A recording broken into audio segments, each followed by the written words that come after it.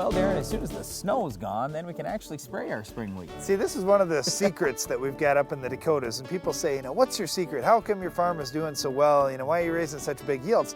Well, we get snow pretty much 12 months out of the year. No, not exactly. Close. but this year we were blessed with some really late snow and lots of it. It created a little challenge for us in some of our production fields. Now, in much of the ground or much of the area, the snow is completely gone. And in those cases, the wheat fields have greened back up and guys are rolling in the fields. And when it comes to that first pass through your wheat fields in the spring, there are a lot of different ways you can go with what you're going to put in the tank. You may be controlling weeds, you may be after disease control, you may be putting some more fertilizer on, there may be some biologicals you're interested in, you may even have some bugs out there you're spraying insecticides for. So there's really 5 different things that you might be doing. And Brian, can you mix all those in the tank at the same time and be successful? Well, you probably can, but you better do a jar test first. That's all I have to say. And there are going to be That's some... kind of non-committal. Right, but there are going to be some products you don't want to mix together. The example I always give is even like Headline, or let's call it Quilt or whatever, you put that together with something that's kind of hot. Like let's say Bronate or Wolfpack. The Bronate or Wolfpack, it's got some adjuvants in there that are pretty harsh,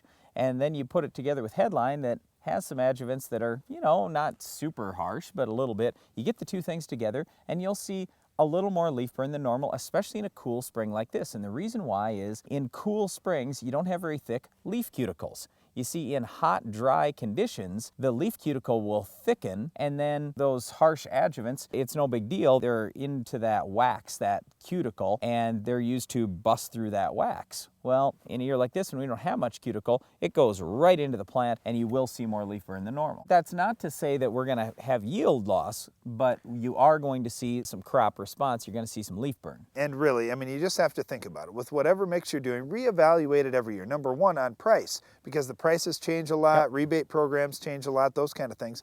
For example, you say, well, I used this particular fungicide last year, but wow, there's a great rebate on this one that ties in with the herbicide I like this year. I could save a few dollars an acre and get the same performance. That's fine to do, and you should be thinking about that every year. Okay, let's take these things one at a time though. Let's begin with the herbicide.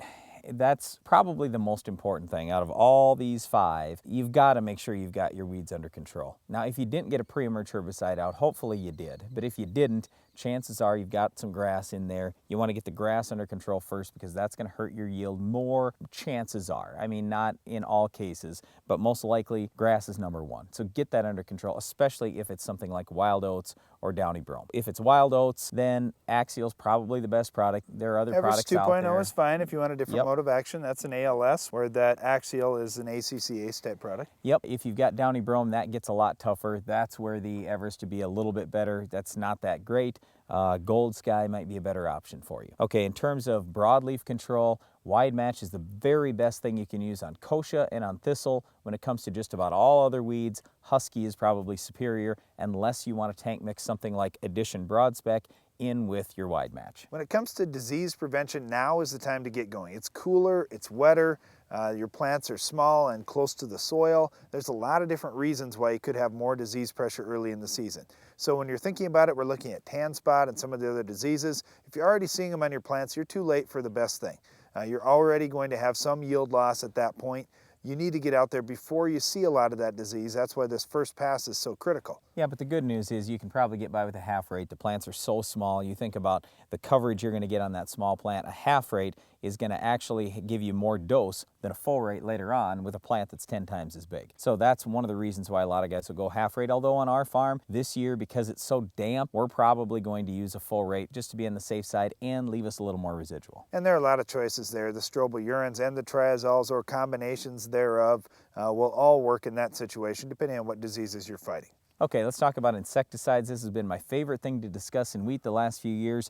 I'm going to put it real simple for you in 5 seconds. Get off your sprayer, scout your field. If you see bugs, spray them. It only costs $2 an acre. That's it. Well, and you aren't going to probably see the bugs from your cap. You got to get out there and look around with the sweep net or with your baseball cap or whatever the case may be.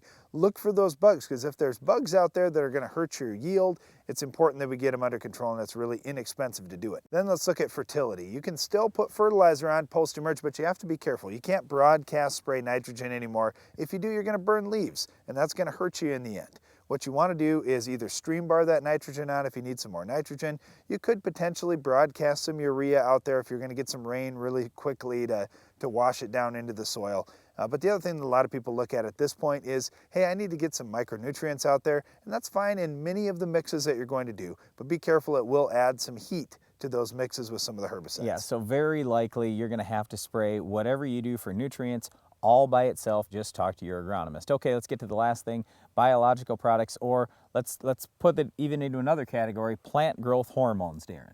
Well, there are a number of different products that you can spray, and some may be available in one part of the country and not in others, or may be labeled only in a few states. But there are things like Rise Up Smart Grass, for example, on cool springs like this that can have really good potential for plant growth improvement on grass crops. It's been used for years on pastures. It's been used in silage corn.